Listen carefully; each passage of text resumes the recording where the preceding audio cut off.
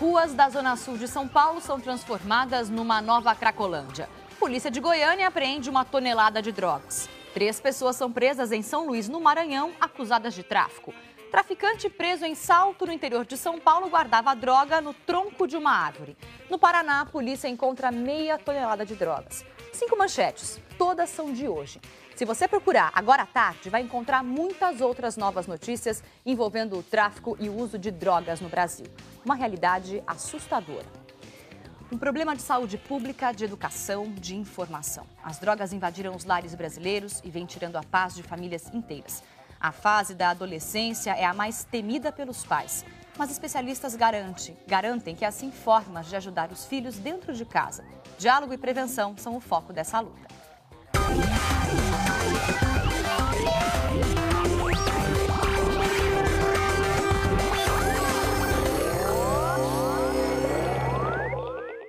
Olá, muito boa tarde a você que acompanha o N-Blogs. Estamos agora ao vivo para todo o Brasil. E um alô para você que assiste a gente aí na França, em Portugal, nos Estados Unidos. Muito obrigada pela audiência, pela Record Internacional.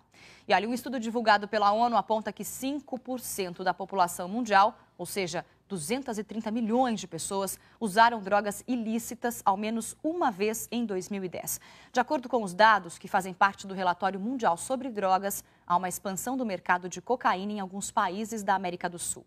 Uma situação que já é realidade no Brasil. Segundo o documento, 13% dos usuários de drogas têm problemas de dependência.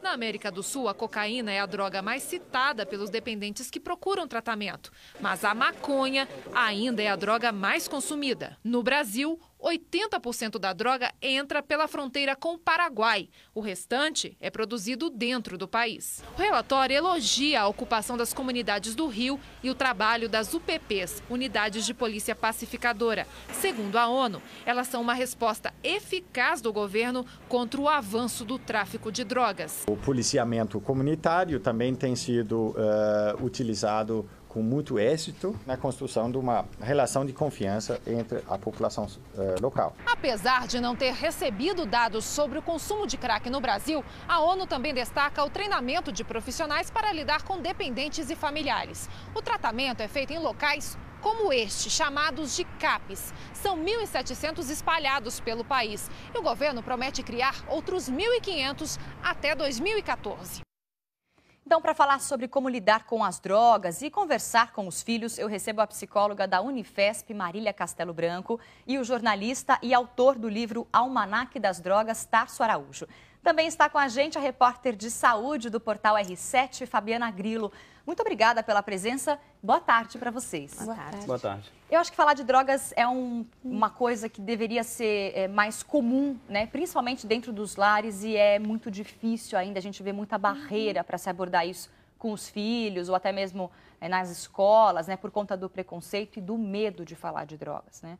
Os pais estão pouco preparados ainda para lidar com esse problema. Eu começo com a Marília. Olha, eu acho que o que existe principalmente é uma grande falta de informação ou de informação desencontrada, né? E que muitas vezes tem mais a ver com a opinião, com o medo que as pessoas têm do que, de fato, né, com o que a gente quer e o que a gente precisa saber. Até acho muito interessante o trabalho do Tarso, né, de fazer um livro com tanta quantidade de informações. Que é esse muito livro aqui. Importante. Isso. Vou mostrar para vocês esse Almanaque das Drogas. Mostrando aqui para a câmera 2, por favor. Que é um livro bem grande, ó, dá para ver que tem bastante, uma abordagem bem histórica, né, com todas as informações das drogas lícitas e ilícitas, né, e traz aqui um conteúdo de informação, que é o que a Marília está falando que está faltando aí. O que você acha quando o assunto é droga e quando o assunto é pai conversando com o filho? Aposto que você fez uma pesquisa muito extensa para fazer um livro desse, conversou com muita gente. Sim, eu concordo plenamente com a Marília de que, infelizmente, as poucas conversas que existem dentro de casa sobre drogas, elas são muito mais balizadas por opiniões e preconceitos, muitas vezes, né? Questões morais, religiosas que influenciaram esses pais durante toda a formação deles, são muito mais balizadas por esse tipo de opinião do que por uma informação mais pragmática e séria, até porque esses pais, eles têm muito pouco acesso à informação. Eu acho que hoje em dia o jovem, até pela familiaridade que ele tem com a internet, ele tem condição de se informar sobre drogas melhor do que os pais. Então, o pai que quer conversar sobre drogas de igual para igual com o filho, e esse tem sempre que ter seu plano da conversa, né, bem horizontal. Primeira coisa que ele tem que, a primeira atitude que ele tem que tomar, eu acho que é se informar muito bem sobre drogas, até para que o filho dele respeite o que ele vai falar, né? Se informar sobre o tipo da droga, o efeito daquela droga ou no comportamento, que tipo de informação o pai tem que buscar? Acho que é sobre tudo, né? Vamos supor, o teu filho está tendo uma direção perigosa. Seu filho sai para dirigir por aí e você está preocupado com a maneira como ele está dirigindo. Se você não sabe o que é um carro, o que é a lei de trânsito, se você não sabe o que é o papel do sinal de uma faixa de pedestre, como é que você vai dialogar com ele? Você tem que partir do básico mesmo, você tem que saber o que é a droga, que maconha é uma planta, que cocaína é um pó que vem de uma planta, você tem que saber o que é a droga, você tem que saber o que é o efeito, o que ela pode causar. Eu acho que você tem que saber muita coisa. Assim. Como que é feito o uso dessa droga, né? E quais as dicas, por exemplo, para os pais, para eles identificarem que os filhos estão usando a droga? Acho que é importante o que você falou, a gente precisa estar muito atento. Talvez além de você conhecer as drogas, as substâncias, a gente precisa entender a relação que as pessoas estabelecem com as substâncias. Que o problema não está nelas em si, está na relação que a gente estabelece. Então, um pai que tem um bom contato, que está atento, que conversa com o seu filho, que tem uma proximidade normal, né, que um pai tem com o filho, em geral, ele está preparado para perceber se está acontecendo alguma coisa diferente, né? Se o filho está com um comportamento alterado, está andando com uma turma diferente ou que corre riscos, né? Que faz um uso perigoso. Acho que isso é uma coisa da... Eu diria assim que a principal estratégia para você saber se o seu filho está usando drogas é você conversar com ele. Não só sobre isso, conversar com ele normalmente, sobre tudo, você está próximo dele, você saber o que é o dia a dia dele, quem são os amigos, o que tipo de coisa que ele faz. Um pai que está minimamente próximo dos seus filhos vai perceber qualquer tipo de coisa que saia do normal, da rotina. Dizer, esse é um bom comunicação, ponto, né? O segredo, exatamente, o segredo da relação pai e filho é proximidade e percepção daquele lugar. E não só para identificar problemas ligados ao uso de drogas, para identificar problemas ligados à depressão, a problemas de estudo na escola, de falta de atenção, de relacionamento, sabe? Até de dor de cotovelo, sabe? Claro. Está mais próximo da criança, assim, ou do adolescente. Agora, você falou, é falar de tudo, é falar sem mistérios, é ter essa proximidade. Isso ao longo da vida, da adolescência, ou quando identificar que a pessoa está um pouco diferente, aí abordar o tema drogas? Porque você tem a impressão que os pais fazem muito cerco, vamos falar de drogas, vamos sentar e falar de drogas. Não dá para ser uma coisa mais natural, mais rotineira? Sim. Sem parecer que... O filho nem precisa estar usando droga, ele pode não estar usando nenhuma droga, né? Espera-se que não use, mas não é mais fácil?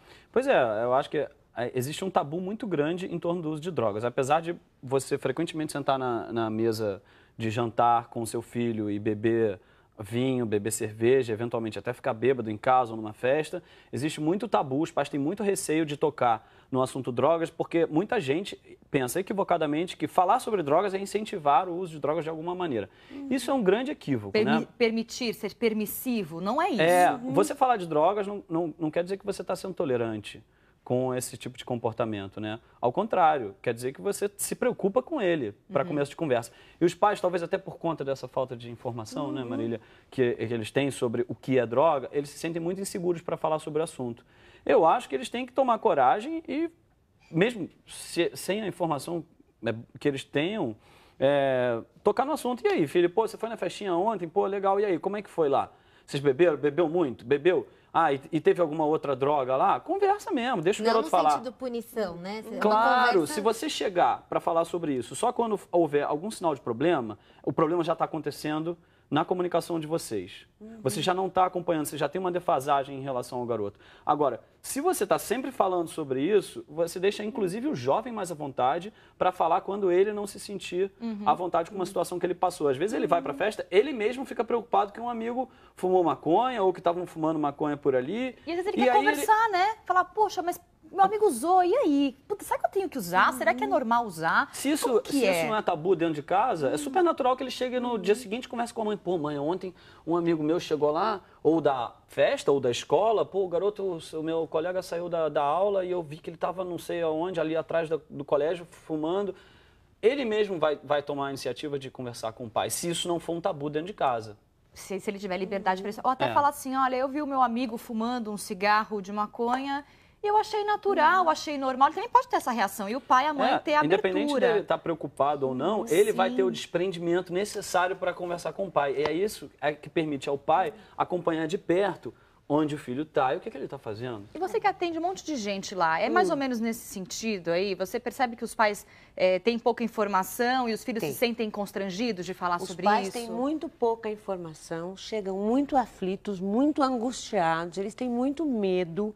Né? Tem uma campanha, assim, às vezes, meio terrorista. E com desconhecimento, primeiro, assim, do que é droga, né? Porque a gente fala droga, a pessoa fala maconha, cocaína e crack.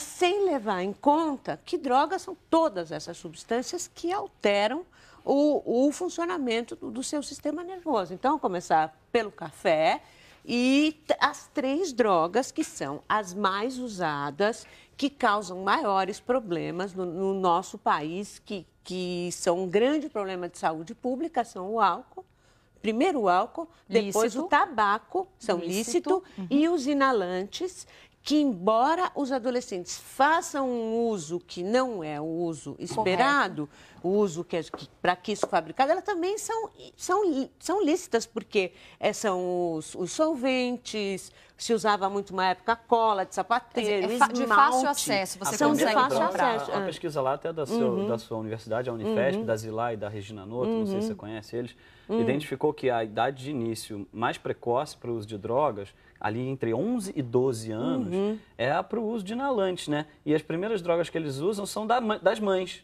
É acetona, é fluido de isqueiro. Acho que o esmalte também. É thinner, solvente, tudo isso tem em casa. Em casa, de fácil acesso, né? Então aí que a gente entra num ponto que eu acho importante falar no programa, que é... Quando a gente fala de droga, os pais estão muito amedrontados, muito assustados, né? Pensando muito na consequência. E a gente não aborda muito o ponto inicial para o uso de drogas, que é o prazer imediato que ela proporciona. É muita hipocrisia falar de droga e não falar que as pessoas usam droga porque dá prazer usar a droga, né? Essa que senão não seria tão interessante, né? Isso é difícil de ser incorporado e aceitado pelos pais? Os pais têm dificuldade de entender e aceitar isso? Olha, as pessoas primeiro, as pessoas, todos nós, né? Falo dos pais, da gente que está aqui. Primeiro, a gente precisa olhar para a nossa relação com essas substâncias. Porque todos nós procuramos alguma coisa, né? Tem a música dos Titãs que fala, a gente quer prazer para aliviar a dor. Não é fácil ser gente e, no caso do adolescente, não é fácil crescer. É muito difícil crescer e se deparar com os nossos limites, o nosso vazio. A gente tem que parar e olhar como é que eu uso o remedinho, como é que eu bebo, sabe? Eu faço um uso saudável de bebida ou eu chego em casa e falo, estou tão estressado, tão cansado, eu preciso tomar um uísque. Eu acho que primeiro a gente tem que olhar para a gente, né? E não tem um papel também da escola importante? Porque a gente está falando bastante dos pais. A escola também não tem um papel fundamental. E uma outra coisa que agora me veio, a gente imagina que as drogas, elas só atingem a classe de baixa renda. E não que hoje, pelo contrário, as drogas estão em todas as camadas sociais. A abordagem terapêutica é diferente, porque um adolescente de baixa renda, ele usa por alguns motivos, às vezes está morando na rua, enfim. Enquanto que a classe alta, média alta, está usando na balada, para diversão, prazer, como vocês disseram. Como que é essa abordagem terapêutica? A gente pensando as várias classes sociais, tirando quem está numa miséria, que usa para não sentir a fome, o pessoal de todas as classes médias do Brasil usa para procurar prazer, para aliviar a dor. Essa busca do prazer. Você vai... o adolescente de uma classe social vai usar uma coisa um pouquinho diferente. Tem a turma que usa êxtase, tem a turma que usa cocaína. Né? A classe C para baixo, a molecada usa muita cocaína. Só fazer um parêntese, na verdade, uma pesquisa da Secretaria Nacional de Drogas, publicada em 2010, no final de 2010, com dados do mesmo ano, mostrou, na verdade, que ela fez, o uso de drogas por crianças em idade escolar é maior na rede particular do que na pública. Ou seja, pessoas que teriam um acesso maior à renda. É cada vez maior, gente, o número de dependentes das drogas no Brasil, que é o que a gente está falando aqui. A conclusão é de uma pesquisa da Universidade Federal de São Paulo. O estudo mostra que a dependência começa muito cedo, como acabou de falar o Tarso. Vamos ver.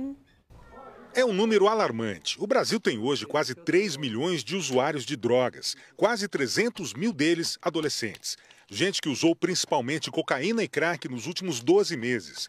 Quem já fez parte deste universo conhece bem os estragos. Acaba com tudo que está do lado da pessoa. Seu valor principal é o uso dela, Aos 37 anos, este homem perdeu mais da metade da vida para as drogas. Há 9 meses não usa nada e tenta ajudar outros viciados. Antigamente as pessoas usavam mais escondido, hoje não, tá tudo escancarado, porta de colégio, boate, danceteria. O Brasil é um dos países onde o uso de cocaína mais cresce, responde por 20% do consumo no planeta. O levantamento revela ainda que o Brasil ocupa uma posição mundial nada invejável em relação às drogas. O país é o segundo maior consumidor de cocaína, atrás apenas dos Estados Unidos. E pior do que isso, é o maior em consumo de crack. O motivo está na proximidade com a Bolívia, Peru e Colômbia, grandes produtores de drogas. Se você não criar um sistema de diminuir essa oferta dessa cocaína tão fácil e tão barata, nós vamos continuar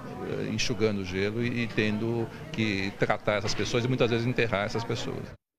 Então, é uma questão polêmica, né, ainda em torno da descriminalização ou não. Você queria fazer um comentário? Eu queria só pontuar uma informação que foi dada nessa reportagem agora, nesse momento editado, é que a reportagem repete uma informação que tem sido veiculada pela grande imprensa o tempo todo, de que o Brasil é o segundo maior consumidor de crack, primeiro maior consumidor de crack e o segundo maior de cocaína do mundo. É preciso lembrar que a gente está nessa colocação porque a gente tem uma população gigantesca. 194 milhões de brasileiros, perfeito. E que é claro que é um problema sério, é um problema grave, é preciso tomar providências, mas a gente tem vizinhos, Chile e Argentina, né, porque se coloca o tempo todo como se o Brasil fosse o país que mais consome drogas na América Latina, mas na verdade isso é em valores absolutos, isso é consequência da nossa população. Perfeito. Argentina e Chile são nossos vizinhos e tem um percentual de usuários de cocaína e de paco, como eles chamam lá, que é o crack, maior do que o nosso, tá? Quando a gente está falando de uso de droga, a gente está falando de orientação dos filhos, né? Como que os pais podem conversar com os filhos, como que os pais podem ajudar os filhos a entender melhor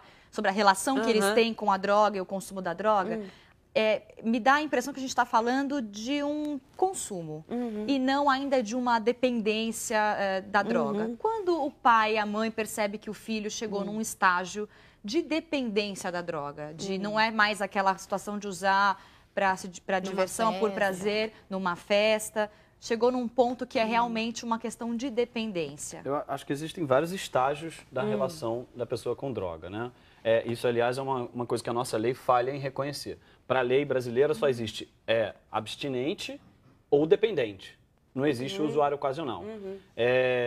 Existe uma grande parcela de pessoas que usa droga eventualmente e tem uma relação que não necessariamente é problemática. Só o PS é igual ao álcool, né? Porque ou eu sou alcoólatra ou não bebo. Eu não posso ser aquela que bebe socialmente. Tem uma série de pessoas que bebe álcool sem ter problemas por causa disso. Claro, né? perfeito. E tem algumas pessoas que estão... Aliás, o álcool é ótimo para a gente tomar como exemplo isso. Tem a pessoa que bebe álcool uma vez ou outra quando sai com os amigos. Tem pessoas que bebem álcool toda sexta-feira, isso não é um problema, embora ela possa correr alguns riscos na hora de voltar para casa. Certo.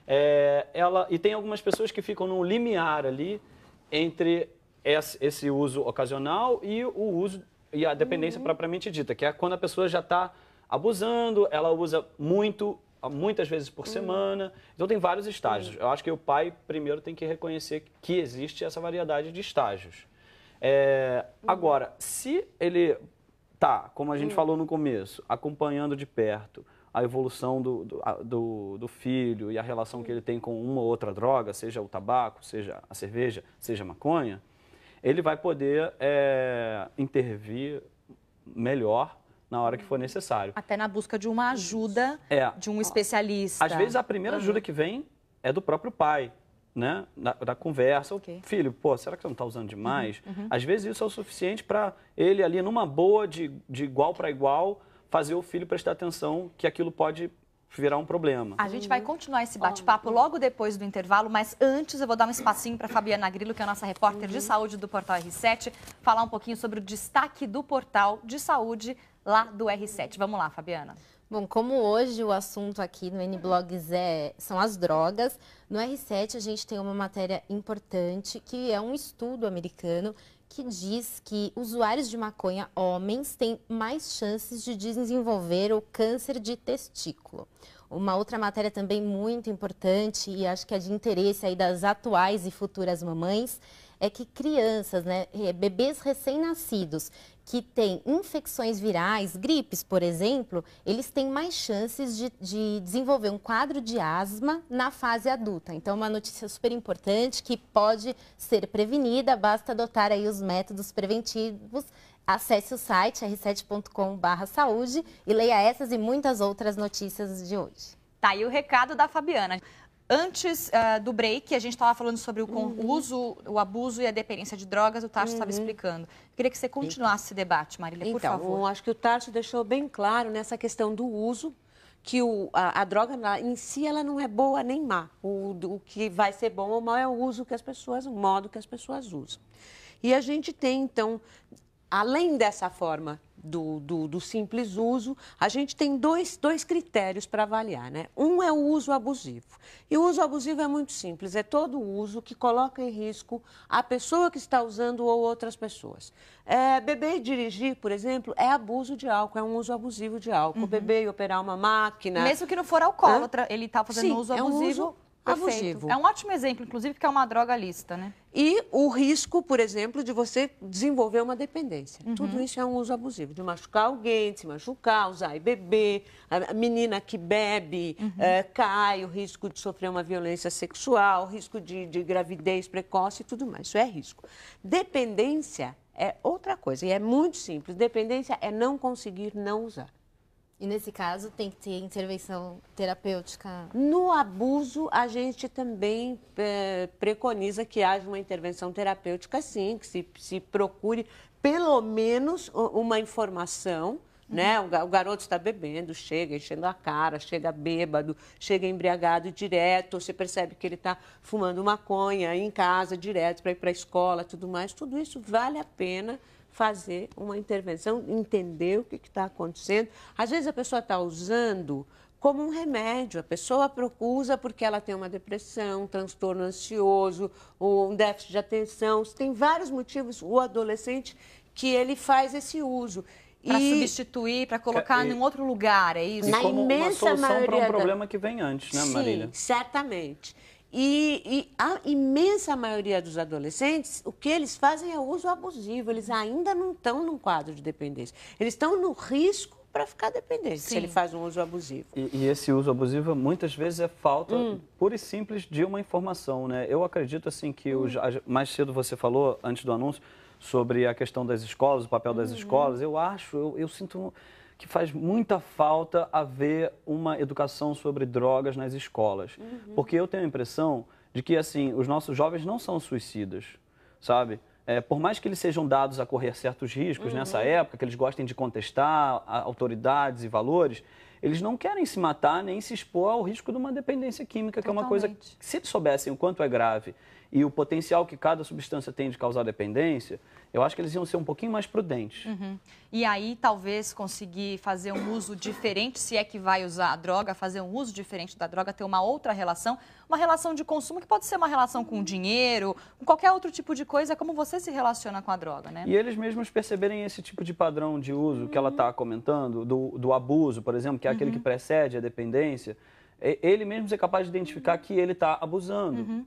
Eu acho que esse programa foi muito construtivo e importante para quem está em casa, entender as diferenças entre o uso, o abuso e a dependência das drogas e como acessar esse tema dentro de casa e no convívio com os seus filhos. Aproxime-se dos seus filhos, tente encontrar uma brecha para ser mais próxima deles e conversar muito mais dentro de casa para assim facilitar a relação de vocês e, quem sabe, evitar, prevenir o uso de drogas e da dependência de drogas dentro de casa. O N-Blogs de hoje vai ficando por por aqui. Infelizmente o tempo terminou, mas eu agradeço muito a Marília e ao Tasso e a Fabiana pela presença. Muito obrigada. Quem quiser rever esse programa, rever as dicas, acessa o portal R7, r7.com/Record.